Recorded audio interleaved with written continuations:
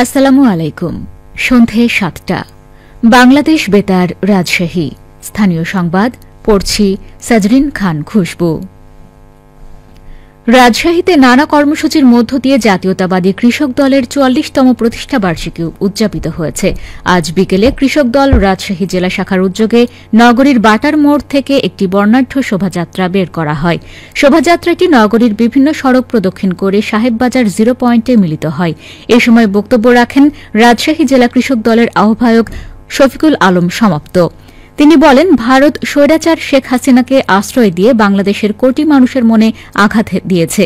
ভারত যখন বাংলাদেশের বিরুদ্ধে কথা বলছে তখন মনে করতে হবে বাংলাদেশ সঠিক পথেই পরিচালিত হচ্ছে, কারণ বাংলাদেশ আর ভারতের তাবেদারি করবে না।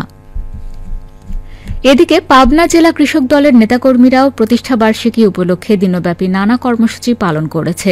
আজ দুপুরে পাবনা সরকারি এডওয়ার্ড কলেজ ক্যাম্পাস চত্বর থেকে এক বর্ণাঢ্য শোভাযাত্রা বের করেন নেতাকর্মীরা। শোভাযাত্রাটি শহরের প্রধান প্রধান সড়ক প্রদক্ষিণ করে জেলা বিএনপির দলীয় কার্যালয়ের সামনে গিয়ে শেষ হয়। পরে অনুষ্ঠিত হয় আলোচনা সভা। দিনব্যাপী অনুষ্ঠানের প্রধান অতিথি হিসেবে উপস্থিত ছিলেন বিএনপির চেয়ারপারসন বেগম খালেদা জিয়ার উপদেষ্টা ও জেলা বিএনপির আহ্বায়ক হাবিবুর রহমান হাবিব। বৈষম্যবিরোধী ছাত্র আন্দোলনে হামলা, নাশকতা ও সন্ত্রাসী কর্মকাণ্ড সহ রাজশাহী মহানগরীতে বিভিন্ন অপরাধের অভিযোগে ১৭ জনকে আটক করা হয়েছে। গত ২৪ ঘণ্টায় বিভিন্ন স্থানে অভিযান চালিয়ে তাদের আটক করে রাজশাহী মেট্রোপলিটন পুলিশ আরএমপি। আরএমপির মুখপাত্র অতিরিক্ত উপকমিশনার সাবিনা ইয়াসমিন জানিয়েছেন, গত ৫ই আগস্ট বৈষম্যবিরোধী ছাত্র আন্দোলনে হামলা, বিস্ফোরণ ঘটানো ও সন্ত্রাসী কর্মকাণ্ডের অভিযোগে ৬ আওয়ামী লীগ কর্মীসহ মাদক মামলায় ১ জন, অন্যান্য অপরাধে ৪ জন এবং ওয়ারেন্টভুক্ত ৪ জনকে গ্রেপ্তার করা হয়। আজ তাদের আদালতের মাধ্যমে জেল হাজতে পাঠানো হয়েছে।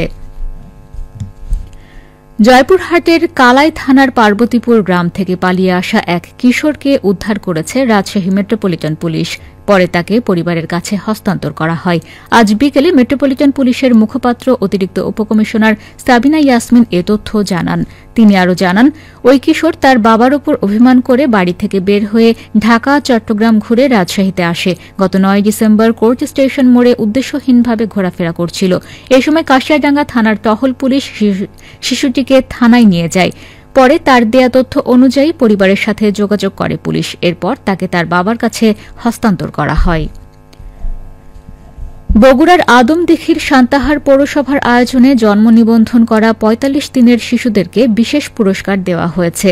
আজ সান্তাহার পৌরসভা চত্বরে এই পুরস্কার দেওয়া হয়।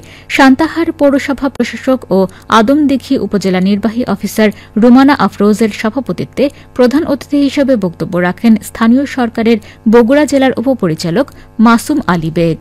এ সময় বক্তারা বলেন, জন্মসনদ হল একজন মানুষের জন্ম, বয়স, পরিচয় ও নাগরিকত্বের প্রমাণ। রাষ্ট্রের স্বীকৃত নাগরিকের মর্যাদা ও সব ধরনের সুযোগ সুবিধা ভোগ করতে হলে জন্ম নিবন্ধন সনদ প্রদর্শন করা বাধ্যতামূলক। জন্ম নিবন্ধন করার বিষয়ে সবাইকে সচেতন হতে হবে। ডিজিজ প্রিভেনশন অ্যান্ড ট্রিটমেন্ট মাস উপলক্ষে বিনামূল্যে পালস অক্সিমিটার দিয়েছে রোটারি ক্লাব অব বগুড়া। আজ বগুড়ার শহীদ জিয়াউর রহমান মেডিকেল কলেজ, সরকারি মোহাম্মদ আলী হাসপাতাল, সিভিল সার্জনের কার্যালয় ও একটি বেসরকারি প্রতিষ্ঠানে মোট ১২০টি পালস অক্সিমিটার দেওয়া হয়। এর মধ্যে শহীদ জিয়াউর রহমান মেডিকেল কলেজ ও হাসপাতালে ৪০টি, ২৫০ শয্যা বিশিষ্ট মোহাম্মদ আলী হাসপাতালে ৪০টি, বগুড়ার সিভিল সার্জন অফিসে ৩০টি এবং বেসরকারি একটি প্রতিষ্ঠানে আরও ১০টি পালস অক্সিমিটার দেওয়া হয়। রবি মৌসুমের সবজি উৎপাদন করে লাভবান হচ্ছেন নাটোরের কৃষকরা। বাজারে সবজির উচ্চমূল্য প্রাপ্তির কারণে তারা লাভবান হচ্ছেন। এসব সবজির মধ্যে রয়েছে কপি, শিম, বেগুন, বরবটি, মূলা, লাউ এবং করলা। কৃষি বিভাগ জানিয়েছে, চলতি রবি মৌসুমে নাটোর জেলায় ৬,১১৫ হেক্টর জমিতে সবজি আবাদ লক্ষ্যমাত্রা নির্ধারণ করা হয়েছে। ইতোমধ্যে আবাদ হয়েছে ৩,০২২ হেক্টর। হেক্টর প্রতি গড় ফলন পাওয়া গেছে ২১ টন। কৃষি সম্প্রসারণ অধিদপ্তর নাটোর জেলা কার্যালয়ের উপপরিচালক মোহাম্মদ আব্দুল ওয়াদুদ জানান, সবজি উৎপাদন এবং বিপণন ব্যবস্থাপনার উপরে কৃষকদের প্রয়োজনীয় পরামর্শ দিয়ে যাচ্ছে কৃষি বিভাগ। বাজারে সবজির উচ্চ মূল্য থাকায় কৃষকরা সবজি চাষ করে লাভবান হচ্ছেন। সবশেষে আবহাওয়া। আজ রাজশাহীতে সর্বোচ্চ তাপমাত্রা ছিল 23 ডিগ্রি এবং সর্বনিম্ন 13 ডিগ্রি সেলসিয়াস। সন্ধ্যা 6টায় বাতাসে আপেক্ষিক আর্দ্রতার পরিমাণ ছিল 95%। রাজশাহী ও পার্শ্ববর্তী এলাকায় আগামীকাল সূর্যোদয় ভোর 6টা 39 মিনিটে। সংবাদ শেষ হল। আমাদের পরবর্তী স্থানীয় সংবাদ প্রচারিত হবে আগামীকাল সকাল 8টা 10 মিনিটে।